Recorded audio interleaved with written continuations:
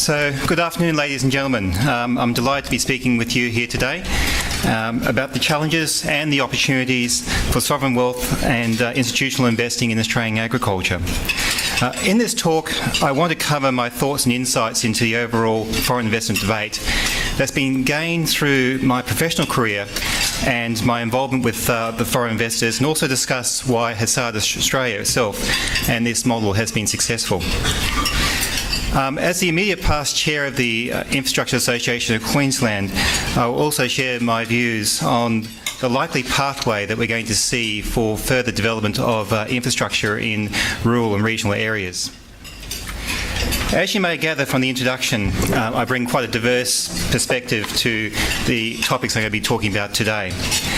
I've been involved in the corporate end of agriculture for some 20 years now, as banker, as consultant, as a company director, and as a deal transactor.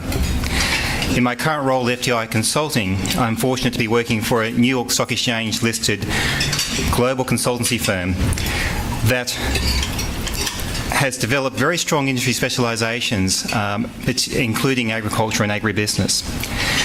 Through accessing FTI's relationships and substantial relationships with global investors, we have the potential to influence how investors perceive Australian agriculture, and that's certainly very high on our agenda at the moment. The ability for us to be able to tap into our 4,000 staff across 24 jurisdictions certainly lends to that, and there's something that we are working towards to build the opportunities available across the Australian agricultural sector. So, from a Hassard Australia perspective, I'd like to provide some basic context. Hassard Australia is ultimately owned by the Qatar Investment Authority. The business itself was formed in 2009, but it went through a genesis prior to being formed. As a foreign-owned entity, Hassard Australia falls under sovereign wealth guidelines of FIRB, and so everything that we do is subject to FIRB approval. But just stepping back a bit, back in 2007, we had a period in time where you could not buy a tonne of tradable grain anywhere in the world. We had Northern Hemisphere crop was significantly downgraded. It caused severe disruption to the supply-demand equilibrium. And with that, certain countries around the world started having to dip into their strategic reserves to feed their populations. One of those countries was Qatar. And that caused a think about where to from here. And so hence we've got this very interesting debate that's going on around the world about food security. And certainly Qatar has been very much at the forefront of that. So from Qatar's perspective, that food security issue, I guess, that was caused by that period of destabilisation in grain markets, caused them to have a think about where to from here, and they established a food security program. That food security program then led to the formation of Hassard Food Company, which is the parent of Hassard Australia. Hassard Food Company itself is wholly owned by the Qatar Investment Authority, and with Hassard Food Company, I was involved in the initial development of the business plan through 2009. In late 2009, the decision was made to actually move forward with the business, and I was asked to come on board as one of the directors. So that's where we sort of got to in terms of the company actually coming of age. But moving forward, what we've now seen is a company that's been developed as an Australian company, a company that at its core is an Australian company. And what do I mean by that? Hassard itself has got a board of 6, 4 of whom are Australians. The entire management team are Australian. We operate as an Australian company in the jurisdictions that we operate in, the communities that we operate in. We use local contractors, we use local suppliers. So for every intent and purpose, we operate Hassard Australia as just another Australian company. Sure, the capital comes from Qatar, but we felt it was very important from a developing the culture of the business that we actually create a culture which is very much a culture that our staff, our relationships within the community, the relationships we have with our suppliers actually understand and accept.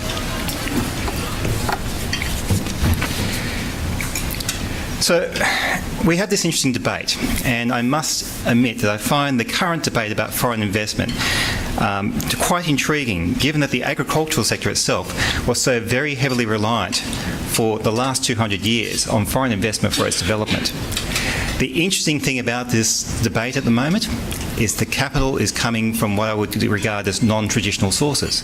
Through much of our history, our capital for agriculture has come from the UK, Europe and the US. Jurisdictions that culturally we are very, very comfortable with. We're now seeing capital coming from places like Asia and the Middle East. These are areas where it's causing some cultural issues. And the cultural issues that we're seeing in this debate are not unlike those that we saw back in the 80s in Queensland with the whole Japanese investment in tourism debate.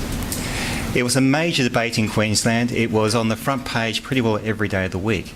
People were concerned about the Japanese takeover, Japan Inc. taking over Queensland. But that rolled through. What changed? Well, certainly economic circumstances in Japan changed. Queensland also initiated a register of ownership. And that register actually demonstrated that, indeed, whilst there was a perception, the perception wasn't necessarily real. Yes, there was heavy Japanese investment in new tourism infrastructure.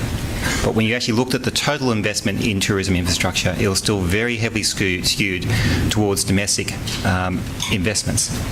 And so the debate very quickly settled down. And we're now in a debate with foreign investment in agriculture. And one of the aspects of that debate, of course, is a register. Well, why wouldn't you have a register? At least it gives people clarity of information about what's really going on out there in terms of level of investment. You know, that's good economic information to have as a country. So, moving forward, I think that we'll continue to see this debate play out. But the interesting thing about it is, at the moment, on the best available data, the foreign investment in agricultural land is very low. If you look at this chart here, the foreign or part foreign ownership of agricultural businesses in Australia, other than the Northern Territory, is quite low. When you look at it across agricultural land, other than Northern Territory, which peaks out a bit over 20%, the rest of it's sort of hovering between 5 and 10%. That is certainly not a foreign takeover of our farming land.